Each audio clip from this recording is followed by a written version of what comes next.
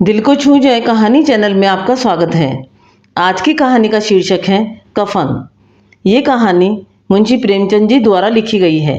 तो चलिए कहानी शुरू करते हैं।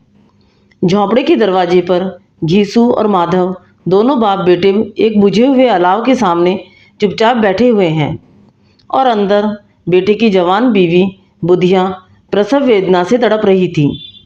रह रहकर उसके मुंह से ऐसी दिल दहलाने वाली आवाज़ें निकलती थीं कि दोनों कलेजा थाम लेते थे। जाड़ों की रात थी, प्रकृति सन्नाटे में डूबी हुई और सारा गांव अंधकार में लय हो गया था। घीसू ने कहा, मालूम होता है बचेगी नहीं, सारा दिन दौड़ते हो गया, जा देख तो आ। तो माधव चिढ़कर बोला, मरना ही तो है, जल्दी से मर क्यों नहीं जाती, देख कर क्या करूं। घीसू कहता है, तू तो बड़ा बेदर्द है वे, साल भर जिसके साथ सुख चैन से रहा उसी के साथ इतनी बेवफाई। तो बेटा कहता है, मुझसे उसका तड़पना और हाथ पांव पटकना नहीं देखा जाता। चमारों का कुनबा था और दोनों सारे गांव में बदनाम। घीसू एक दिन काम करता तो 3 दिन आराम करता। माधव इतना कामचोर था कि आधे घंटे काम करता तो घंटे भर चिलम पीता, इसलिए उन्हें कहीं मजदूरी नहीं मिलती थी। घर में मुट्ठी भर भी अनाज मौजूद हो तो उनके लिए काम करने की कसम थी। जब 2-4 फांके हो जाते तो घीसू पेड़ पर चढ़कर लकड़ियां तोड़ लाता और माधव बाजार से बेच आता। जब तक वह पैसे रहते दोनों इधर उधर मारे मारे फिरते। गांव में काम की कमी नहीं थी, किसानों का गांव था, मेहनती आदमियों के लिए 50 काम थे। मगर इन दोनों को उसी वक्त बुलाते जब 2 आदमियों से एक का काम पाकर भी संतोष कर लेने के अलावा और कोई चारा न होता। अगर दोनों साधु होते तो उन्हें संतोष और धैर्य के लिए संयम और नियम की बिल्कुल जरूरत न होती। यह तो इनकी प्रकृति थी। विचित्र जीवन था इनका। घर में मिट्टी के 2-4 बर्तन के सिवा कोई संपत्ति नहीं। फटे चीथड़ों से अपने नग्नता को ढाके हुए जिए जाते थे। संसार की चिंताओं से मुक्त, कर्ज से लदे हुए, गालियां भी खाते, मार भी खाते, मगर कोई गम नहीं। दीन इतने कि वसूली की बिल्कुल आशा न रहने पर भी लोग इन्हें कुछ न कुछ कर्ज दे देते थे। जब मटर और आलू की फसल होती तो दूसरों के खेतों से मटर या आलू उखाड़ लाते और भून भून कर खा लेते, या फिर 10-5 ऊख उखाड़ लाते और रात को बैठे बैठे चूसते रहते। घीसू ने इसी आकाश वृत्ति से 60 साल की उम्र काट दी और माधव भी सपूत बेटे की तरह बाप के ही पद चिन्हों पर चल रहा था, बल्कि उसका नाम और भी उजागर कर रहा था। इस वक्त भी दोनों अलाव के सामने बैठकर आलू भून रहे थे, जो कि किसी खेत से खोद लाए थे। घीसू की स्त्री का तो बहुत दिन हुए देहांत हो गया था। माधव का ब्याह है पिछले साल हुआ था। जब से यह औरत आई थी उसने इस खानदान में व्यवस्था की नींव डाली थी और इन दोनों बेगैरतों का दोखज भरती रहती थी। जब से वह आई ये दोनों और भी आराम तलब हो गए थे, बल्कि कुछ अकड़ने भी लगे थे। कोई कार्य करने को बुलाता तो निब्याज भाव से दुगनी मजदूरी मांगते। वही औरत आज प्रसव वेदना से मर रही थी और ये दोनों इस इंतजार में थे कि वो मर जाए तो आराम से सोएं। घीसू ने आलू निकालकर छीलते हुए कहा, जाकर देख तो क्या दशा है उसकी, चुड़ैल का फिसाद होगा और क्या। यहाँ तो ओझा भी 1 रुपया मांगता है। माधव को भय था कि वह कोठरी में गया तो घीसू आलूओं का बड़ा भाग साफ कर देगा। माधव बोला, मुझे वहाँ जाते डर लगता है। डर किस बात का, मैं तो यहाँ हूँ ही, तो तुम ही जाकर देखो ना। मेरी औरत जब मरी थी तो मैं 3 दिन तक उसके पास से हिला तक नहीं, और फिर मुझसे लजाएगी कि नहीं। जिसका कभी मुँह नहीं देखा आज उसका उगड़ा हुआ बदन देखूं, उसे तन की भी सुध नहीं होगी। मुझे देख लेगी तो खुलकर हाथ पांव भी न पटक सकेगी। मैं सोचता हूँ कोई बाल बच्चा हुआ तो क्या होगा। सौंठ गुड़ तेल कुछ भी तो नहीं है घर में, सब कुछ आ जाएगा, भगवान दे तो। जो लोग अभी 1 पैसा नहीं दे रहे हैं वे ही कल बुलाकर रुपए देंगे। मेरे 9 लड़के हुए, घर में कभी कुछ न था, मगर भगवान ने किसी न किसी तरह बेड़ा पार ही लगाया। जिस समाज में रात दिन मेहनत करने वालों की हालत उनकी हालत से कुछ बहुत अच्छी ना थी, और किसानों के मुकाबले में वे लोग जो किसानों की दुर्लभताओं से लाभ उठाना जानते थे कहीं ज़्यादा संपन्न थे, वहाँ इस तरह की मनोवृत्ति का पैदा हो जाना कोई अचरज की बात न थी। हम तो कहेंगे घीसू किसानों से कहीं ज़्यादा विचारवान था, और किसानों के विचार शून्य समूह में शामिल होने के बदले बैठकबाजों की कुत्सित मंडली में जा मिला था। हाँ, उसमें यह शक्ति न थी कि बैठकबाजों के नियम और नीति का पालन करता। इसलिए जहाँ उसकी मंडली के और लोग गांव के सरगना और मुखिया बने हुए थे, उस पर सारा गांव उंगली उठाता था। फिर भी उसे यह तस्कीन तो था कि अगर वह फटेहाल है तो कम से कम उसे किसानों की सी जीतोड़ मेहनत तो न करनी पड़ी, और उसकी सरलता और निरीहता से दूसरे लोग बेजा फायदा तो न उठाते। दोनों आलू निकाल निकाल कर जलते जलते खाने लगे। कल से कुछ खाया नहीं था, इतना सब्र न था कि ठंडा हो जाने दे। कई बार दोनों की जबानें जल गई। छिल जाने पर आलू का बाहरी हिस्सा जबान, हलक और तालू को जला देता था, और उस अंगारे को मुंह में रखने से ज़्यादा खैरियत इसी में थी कि वह अंदर पहुंच जाए।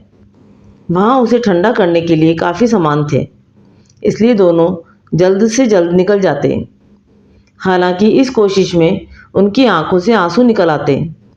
घीसू को उस वक्त ठाकुर की बारात याद आई, जिसमें 20 साल पहले वह गया था। उस दावत में उसे जो तृप्ति मिली थी वह उसके जीवन में एक याद रखने लायक बात थी, और आज भी उसकी याद ताज़ा थी। बोला वह बोझ नहीं भूलता। तब से फिर उस तरह का खाना और भरपेट नहीं मिला। लड़की वालों ने सबको भरपेट पूड़ियाँ खिलाई थी, सबको छोटे बड़े सबको पूड़ियाँ खाई थी, वो भी असली घी की। चटनी, रायता, 3 तरह के सूखे साग, एक रसेदार तरकारी, दही, चटनी, मिठाई। अब क्या बताऊं कि इस भोज में क्या स्वाद मिला। कोई रोक टोक नहीं थी, जो चीज़ चाहो मांगो, जितना चाहो खाओ। लोगों ने ऐसा खाया कि किसी ने पानी न पिया गया, मगर परोसने वाले हैं कि पत्तल में गर्म गर्म गोल गोल सुवासित कचौड़ियाँ डाल देते हैं। मना करते हैं कि नहीं चाहिए, पत्तल पर हाथ रुके हुए हैं, मगर वह है कि दिए जाते हैं। और जब सबने मुँह धो लिया तो पान इलायची भी मिली, मगर मुझे पान लेने की कहाँ सुध थी, खड़ा हुआ न जाता था। चटपट जाकर अपने कंबल पर लेट गया। ऐसा दिल दरियाव था वह ठाकुर। माधव ने इन पदार्थों का मन ही मन मजा लेते हुए कहा, अब हमें कोई ऐसा भोज नहीं खिलाता।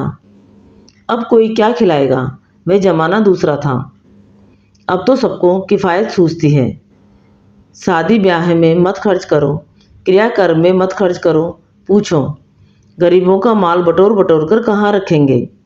बटोरने में तो कमी नहीं है, हाँ खर्च में किफ़ायत सूझती है।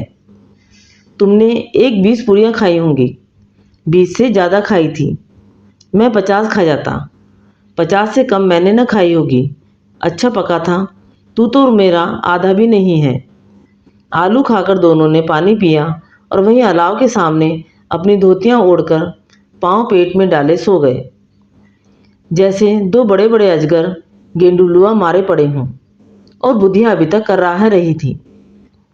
सवेरे माधव ने कोठरी में जाकर देखा तो उसकी स्त्री ठंडी हो गई थी। उसके मुँह पर मक्खियाँ भी निकल रही थी। पथराई हुई आंखें ऊपर टकी हुई थी, सारी देह धूल से लथपथ हो रही थी। उसके पेट में बच्चा मर गया था। माधव भागा हुआ घीसू के पास आया। फिर दोनों जोर जोर से हाय हाय करने लगे और छाती पीटने लगे। पड़ोस वालों ने यह रोना धोना सुना तो दौड़े हुए आए और पुरानी मर्यादा के अनुसार इन अभागों को समझाने लगे, मगर ज़्यादा रोने पीटने का अवसर न था। कफन की और लकड़ी की फिक्र करनी थी। घर में तो पैसा इस तरह गायब था जैसे चील के घोंसले में मांस। बाप बेटे रोते हुए गांव के जमींदार के पास गए। वह इन दोनों की सूरत से नफरत करते थे। कई बार इन्हें अपने हाथों से पीट चुके थे। चोरी करने के लिए, वादे पर काम न आने के लिए।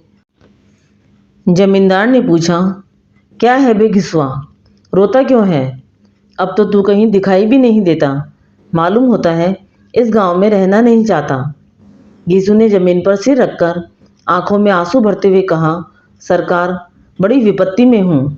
माधव की घरवाली रात को गुजर गई।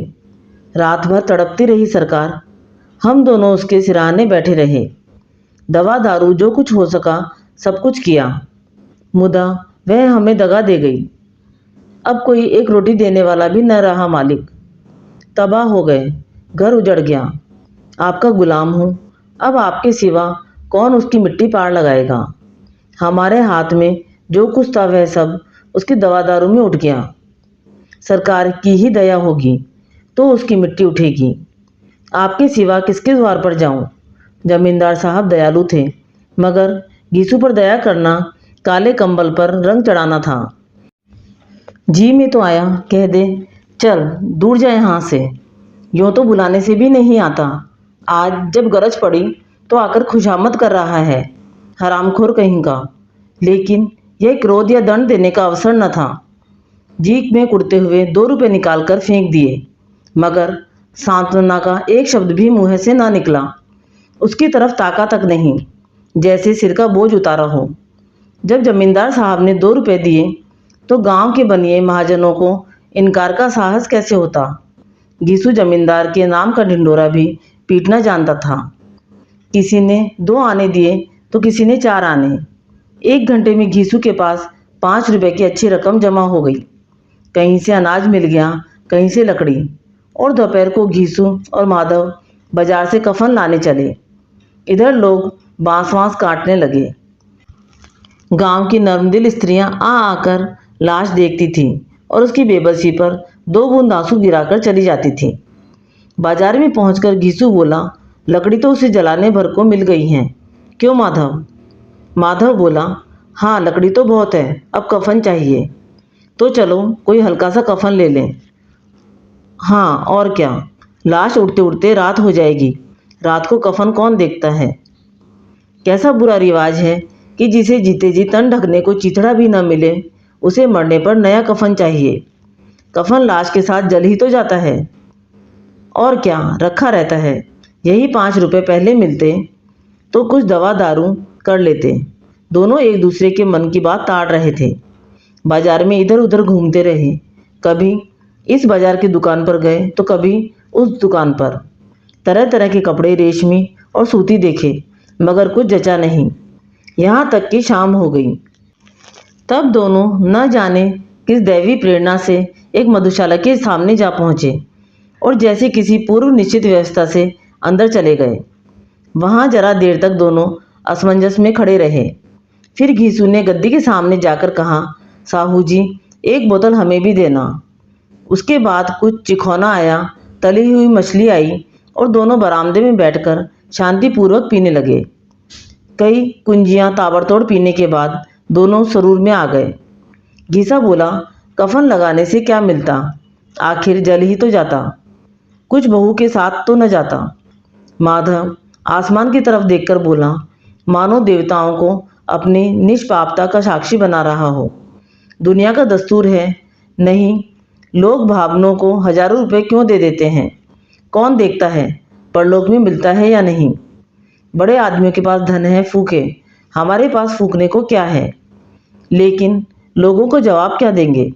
लोग पूछेंगे कि कफन कहाँ है। घीसू हंसा, अभी कह देंगे कि रुपए कमर से खिसक गए, बहुत ढूंढा मिले नहीं। लोगों को विश्वास न आएगा, लेकिन फिर वही रुपए देंगे। माधव भी हंसा इस अनपेक्षित सौभाग्य पर। बोला, बड़ी अच्छी थी बेचारी, मरी तो खूब खिला पिलाकर। आधी बोतल से ज़्यादा उड़ गई। घीसू ने 2 सेर पूड़ियाँ मंगाई, चटनी, अचार, कलेजियाँ। शराब खाने के सामने ही दुकान थी। माधव लपक कर 2 पतलों के सारा सामान ले आया। पूरा 1.5 रुपया खर्च हो गया, सिर्फ थोड़े से पैसे बचे रहे। दोनों इस वक्त इस शान में बैठे पूड़ियाँ खा रहे थे जैसे जंगल में कोई शेर अपना शिकार उड़ा रहा हो। न जवाबदेही का खौफ था, न बदनामी की फिक्र। इन सब भावनाओं को उन्होंने बहुत पहले ही जीत लिया था। यीशु दार्शनिक भाव से बोला, हमारी आत्मा प्रसन्न हो रही है तो क्या उसे पुण्य न होगा? माधव ने श्रद्धा से सिर झुकाकर तस्दीक की, जरूर से जरूर होगा। भगवान, तुम अंतर्यामी हो, उसे बैकुंठ ले जाना। हम दोनों हृदय से आशीर्वाद दे रहे हैं। आज जो भोजन मिला वह कभी उम्र भर न मिला था। एक क्षण के बाद माधव के मन में एक शंका जागी। बोला, क्यों दादा, हम लोग भी एक न एक दिन वहां जाएंगे ही। यीशु ने इस भोले वाले सवाल का कुछ उत्तर न दिया। वह परलोक की बातें सोचकर इस आनंद में बाधा न डालना चाहता था। जो वहां हम लोगों से पूछे कि तुमने हमें कफन क्यों नहीं दिया तो क्या कहोगे? कहेंगे तुम्हारा सिर। पूछेगी तो जरूर, तू कैसे जानता है कि उसे कफन न मिलेगा? तू मुझे ऐसा गधा समझता है?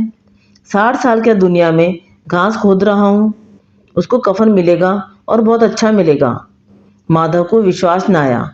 बोला, कौन देगा? रुपए तो तुमने चट कर दिए। वह तो मुझसे पूछेगी, उसकी मांग में तो सिंदूर मैंने डाला था। कौन देगा, बताते क्यों नहीं? वही लोग देंगे जिन्होंने अब की दिया। हाँ, अब की रुपए हमारे हाथ न आएंगे। जो जो अंधेरा बढ़ता था और सितारों की चमक तेज होती थी, मधुशाला की रौनक भी बढ़ती जाती थी। कोई गाता था, कोई डींग मारता था, कोई अपने संगी के गले लिपटा जाता था, कोई अपने दोस्त के मुंह में कुल्हड़ लगाए देता था। वहाँ के वातावरण में सरूर था, हवा में नशा। कितने तो यहाँ आकर एक चुल्लू में मस्त हो जाते थे। शराब से ज़्यादा यहाँ की हवा उन पर नशा करती थी। जीवन की बाधाएं यहाँ खींच लाती थी और कुछ देर के लिए यह भूल जाते थे कि वे जीते हैं या मरते हैं, या न जीते हैं न मरते हैं। और यह दोनों बाप बेटे अब भी मज़े ले लेकर चुस्कियाँ ले रहे थे। सबकी निगाहें इनकी ओर जमी हुई थी। दोनों कितने भाग्य के बली हैं, पूरी बोतल बीच में है। भरपेट खाकर माधव ने बची हुई पूड़ियों का पत्तल उठाकर एक भिखारी को दे दिया, जो खड़ा इनकी ओर भूखी आंखों से देख रहा था और देने के गौरव, आनंद और उल्लास का अपने जीवन में पहली बार अनुभव किया। यीशु ने कहा, ले जा, खूब खा और आशीर्वाद दे।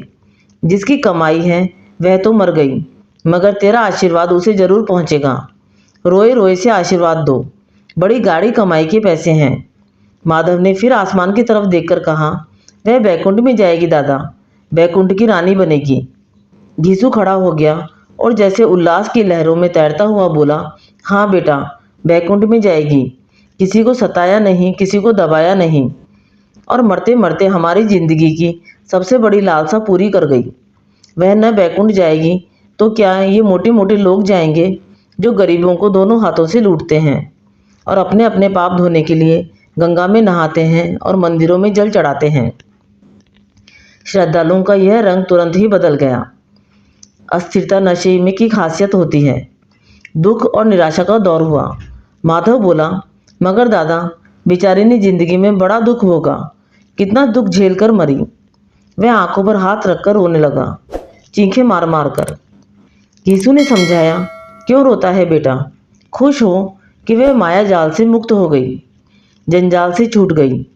बड़ी भाग्यवान थी जो इतनी जल्दी माया मोह के बंधन तोड़ दिए। और दोनों खड़े होकर गाने लगे, ठगिनी क्यों नैना झमकावे। ठगनी पियक्कड़ों की आंखें इनकी ओर लगी हुई थीं और यह दोनों अपने दिल में मस्त गाए जाते थे। फिर दोनों नाचने लगे, उछले भी और कूदे भी। और इनकी गैर मौजूदगी में गांव वालों ने मिलकर बुधिया का अंतिम संस्कार किया। आपको ये कहानी अच्छी लगी तो कहानी को लाइक व शेयर करें। चैनल पर नए हैं तो चैनल को सब्सक्राइब करें। कहानी सुनने के लिए धन्यवाद।